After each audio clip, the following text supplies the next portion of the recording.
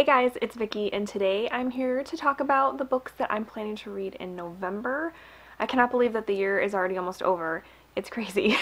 So November is, for a lot of people, I think, like the kickoff to the holidays and everything. It's kind of where things start to maybe get a little busy. For me, my daughter's birthday is in November. She'll be turning 4, so we have that to celebrate, and then we also obviously have Thanksgiving at the end of the month here in the States. And that's kind of the kickoff to the holiday season, so it's super exciting. And it's also nonfiction November, which I am super excited about because I love nonfiction and I happen to be in like a nonfiction kick right now, so it's like the perfect time to be going into nonfiction November. So let me go ahead and share with you my reading plans for November. So the first book that I'm planning to complete in November is one that I'm currently listening to on audio, and that is The Art of Racing in the Rain by Garth Stein. This is a book told from a dog's perspective, and I already know, from the first chapter, I already knew that this book's probably going to make me cry. Not a lot of things make me cry, but dog books tend to make me cry. And this one, there's already been a couple of moments in the book where I've been kind of, I get a little bit choked up. So we'll see, guys. This is going to be probably an emotional read for me. So next up, like I said, I am participating in Nonfiction November, of course. And I have 3 books that I am planning to read for Nonfiction November. In case you guys didn't know, Nonfiction November is kind of it's not really a readathon or read-along or anything like that. It's hosted by Olive from A Book Olive, and all it is kind of this plan to read nonfiction in November. So whether you read 1 book or 10 books in November, you're taking part in Nonfiction November. So, and she does have a few prompts, but I'm actually not going to do any of those prompts because I kind of already picked which books I wanted to read before I read about the prompts, and I just don't feel like rearranging my TBR. So the 3 books that I'm planning to read, though, are good ones. I'm so excited about them. The first one is Running with Scissors by Augusten Burroughs. This is a memoir.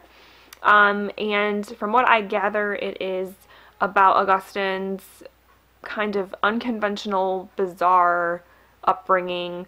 I think it has to do with, I believe his mother had some sort of mental illness. So parts of his childhood were pretty dark, but he writes about it in a humorous way. So I'm really interested to see how this story pans out. The next book that I'm planning to read for Nonfiction November is Generation of Swine by Hunter S. Thompson. This is the Gonzo Papers Volume 2, so these are articles and essays written by Hunter S. Thompson that take place mostly in the 80s. As many of you know, I'm a huge fan of Hunter S. Thompson.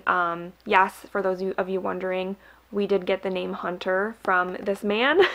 So my husband and I are both fans of his. And I have never read this particular collection, so I'm really excited about it. Still working my way through some of his work.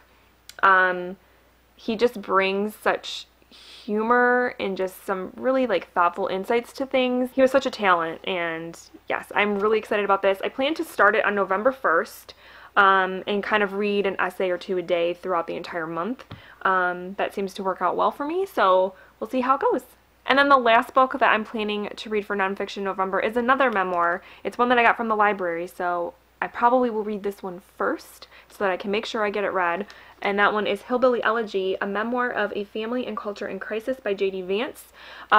This one actually was brought to my attention by my grandma. She actually lent me she had a library copy, and she loved it so much that she lent it to me to read. And then I read, I think, the introduction, and I was like, okay, yeah, I definitely want to read this. This is fascinating.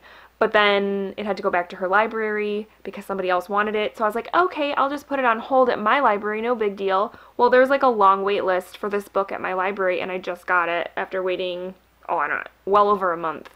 Well over maybe even 2 months. So yes, I am excited about this one. I've been waiting for this one, and I'm glad that it happened to finally become available during Nonfiction November because it's just perfect timing.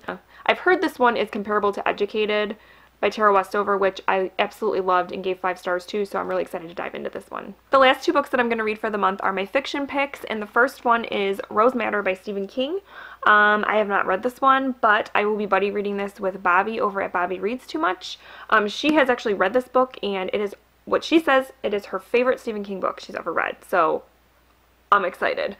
All I know about it is that it's about a woman named Rose who is abused by her husband, physically, mentally, all of it, and she is trying to escape from him. And then I think it has some sort of like supernatural like twist to it. So super cool.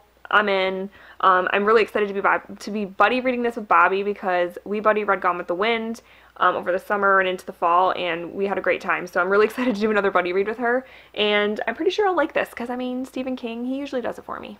And then my last read for the month is another one I'm super excited about because I just recently was first introduced to or read this author and enjoyed her, so I'm excited to pick up this second book.